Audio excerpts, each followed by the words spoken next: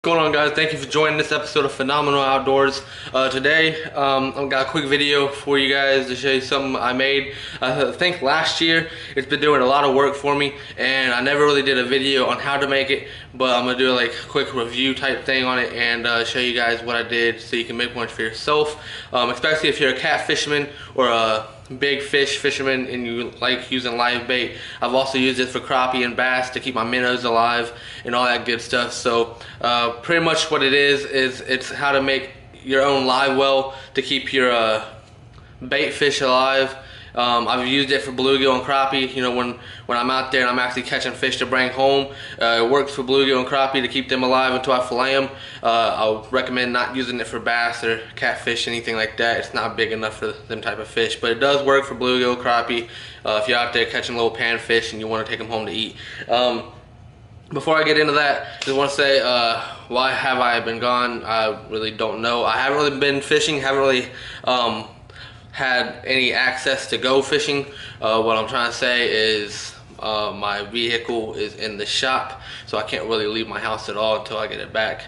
And I don't know if you can see behind me, I'm reorganizing my fishing thing, my fishing section, and I will be doing a video and all that after I get it organized. A lot of you guys like my organization videos. That's not all my tackle. More than half of my tackle is still in the Jeep.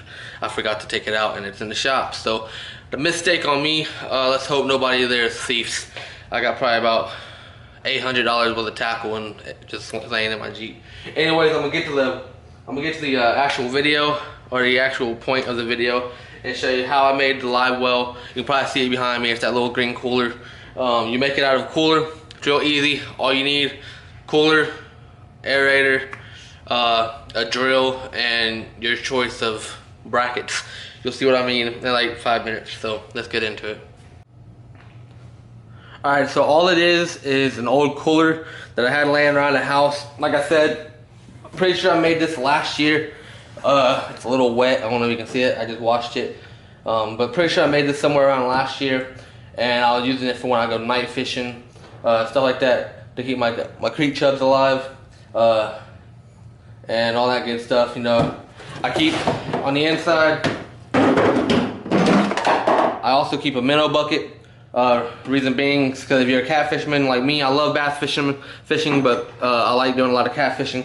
Most of us catfishermen have our secret honey holes for catching bait and stuff like that. And some of the secret spots I go to catch the big creek chubs that I want, I can't drive down there. I have to walk down there, and I don't want to carry this big thing full of water and fish down and up a hill. So I take this, fill the minnow bucket up. It's easier to carry. Keep this in my car, and then dump all the fish in here.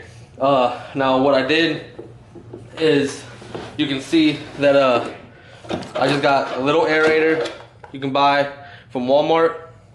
Hopefully you guys can see that. You can buy it from Walmart. This is the cheapest one they had. You can get a bigger one if you want to. The bigger they are, the more water you can have in here, the more water it aerates. But I fill this up halfway, and that's about it. Especially for creek chubs, you don't need a lot. But this takes batteries. I don't have no batteries in it. I think it takes 2 D batteries, which are the big fat batteries at the top. That's just the motor. And when I say brackets, let's make sure you guys can see that. Is right here. I just took your choice. You know, I just found an old piece of metal around the house that is curved, that allows this just to clamp on. And the screws I used, I don't really know what inch they were, but you can see they don't poke all the way through. They don't poke all the way through the cooler. So if water does get up this high, it's not going it's not coming out. And I took a drill, screwed a hole right here next to where the aerator was to put the tubing, and that hole is tight enough that that tubing blocks it up, and I've never had any water drip out of there. So this whole thing's still pretty much waterproof. No water is going to leak out, except for maybe if they splash or anything like that. The only modification that I will be doing to this, because this pretty much does work, the only modification that I will be doing is I'm going to be taking something else, some other kind of metal, and making a bracket that goes from one side to another across the bottom. just to keep it from wiggling around when I'm carrying it. It kind of gets annoying, and I just want it to stay still. So I'll probably be taking some kind of aluminum or something to make a bracket across the bottom just to hold it nice and tight.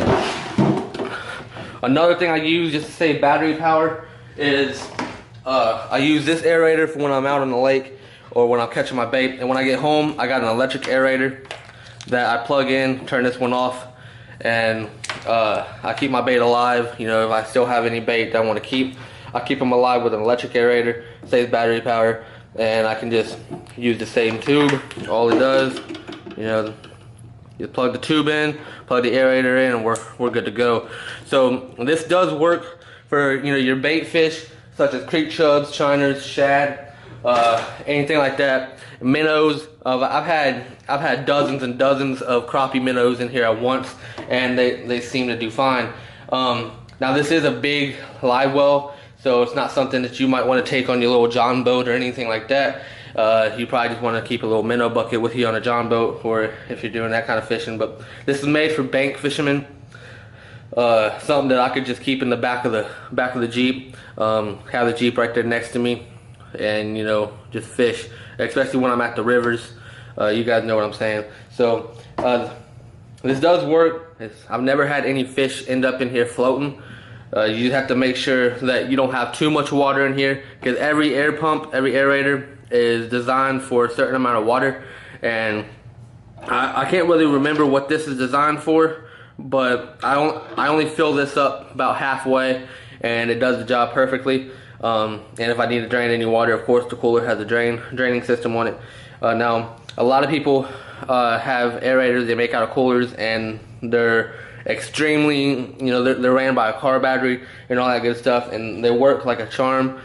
Definitely better than what I have, but this does the job perfect, especially when you're out there trying to catch some catfish on a budget, and you know, you just keeping your bait alive. Like I said, I've had bluegill and crappie in here. Kept about a dozen bluegill and crappie alive at once, brought them home and filleted them. So it does work. It works like a charm. Never really did a video on how to make it, but you can see all you need is to drill. You know, you need a drill. Drill about 3 holes, 2 for the screws, 1 for the tube, and that's it. That's all you got to do. Like I said, I will be making a modification to put a bracket down here near the bottom just to keep it nice and steady. That way it's not moving around when I'm out there fishing or out there walking. It does get annoying. So hope you guys like this video. Hope you learned something. And new videos coming soon. I got a lot of deer tracking videos already made. I just haven't edited them yet. And I got a few subscriber videos coming soon. People's been sending me clips on my email, so I gotta edit them. Stay tuned. Like, comment, subscribe. Hope you guys like this video. And as always, thank you for watching Phenomenal Outdoors.